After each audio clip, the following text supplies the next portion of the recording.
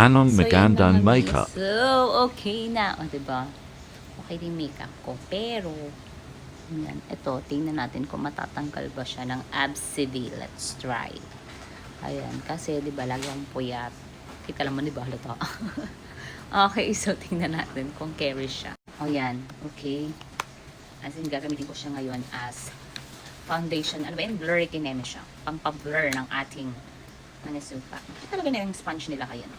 Okay, so as you can see, bago pa lang siya. Kasi, ilang beses ko pa lang siya nagagamit, mga mima ha. Hindi ako professional makeup kineme guys ha. Actually, kung kailan ako tumanda, tsaka pa lang ako nag-makeup.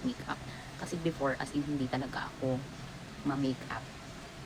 Pero dahil na pressure na ako, na kapag makikita ko ng mga nanonood sa akin, sabihin naman nila, ha, ikaw ba yan, be?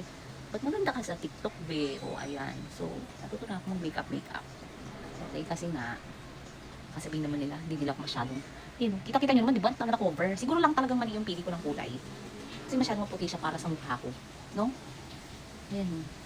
Sige, tingnan nga natin kung ganyan lang. Kasi ako professional mga min, pasensya na kayo, ha? Ayan, yung ano, kita nyo yan. Tapos, yan natin. Tingnan natin kung mabablurry ba siya. Yan, tingnan yung yan na, yan. Pero parang ano kasi ito, talagang wala ng pag-asa yun. So, yan. Natin, bawas na.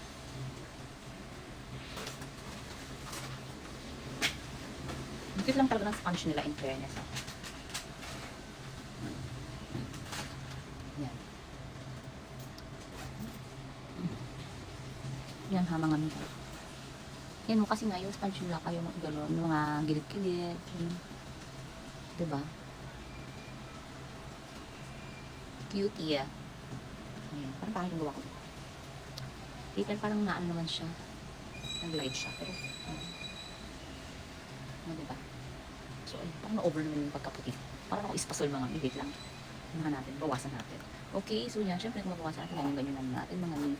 So, mali lang siguro kasi sobrang puti ng ano to, petals. Siguro dapat sa akin yung mas ano nila. Petals ba? Petal. Okay, yung shade of petal is not for my face lock. Ayan, kasi parang ang puti-puti-puti. Para ako ispasol na to. Okay, so I think kailangan mag-order ng ibang shade, okay? Kasi pinili mo yung pinakamaputing kulay. Sorry, akala ko siya May maputi nakalagay ako. kasi dong tao. Hindi ko May kasi tao siya doon. nakita. Kasi para kapag parang skin color. Sige, hanap ulit tayo. Bibili tayo ng bagong shade. Kasi parang ang puti, oh.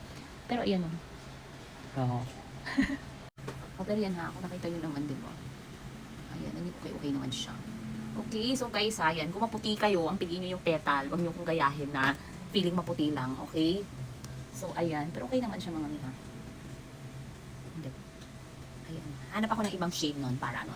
Ayan guys, what do you think? Kasi hindi talaga ako mag-makeup guys. Hindi talaga, ngayon lang talaga ako natututo mag-makeup mga mima. Wait lang, maglagay nga ako ng, ang tawag dito? Makeup ng very very light dyan kasi oh. Ayan guys, so baybayan nyo kung paano matuto mag-makeup. Malay nyo, gumaling ako, diba?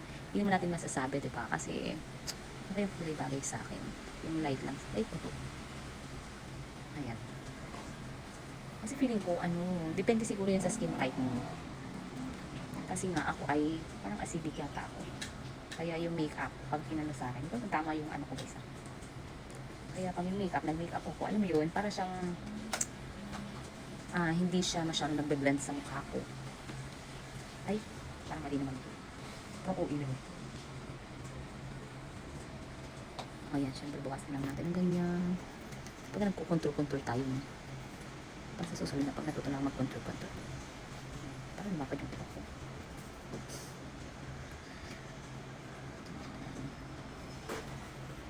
Diba yung iba ganyan lang? Hindi kasi ako marunong gumamit ng brush. Kasi kanina, gumamit ako ng brush. Hindi naka-apply yung makeup sa akin. Mas ano sa akin yung kamay-kamay lang, babe. Okay? So, ayan. Kaya ganyan na yung kamay ko. Iba-ibang shade na sila. So, ayan. Wait lang. Maglagay pa tayo ng another konting layer sa ano bang tamang paglagay para yung sa shape ng mukha ko. Kasi kung nanonood akong tutorial, hindi naman katanda. Ayan. What do you think, mga mi? Wait lang. Maglagay tayo highlighter na ko. Yung kamay ko, iba-ibang shade na. Okay, so ito, gamitin natin pang highlighter.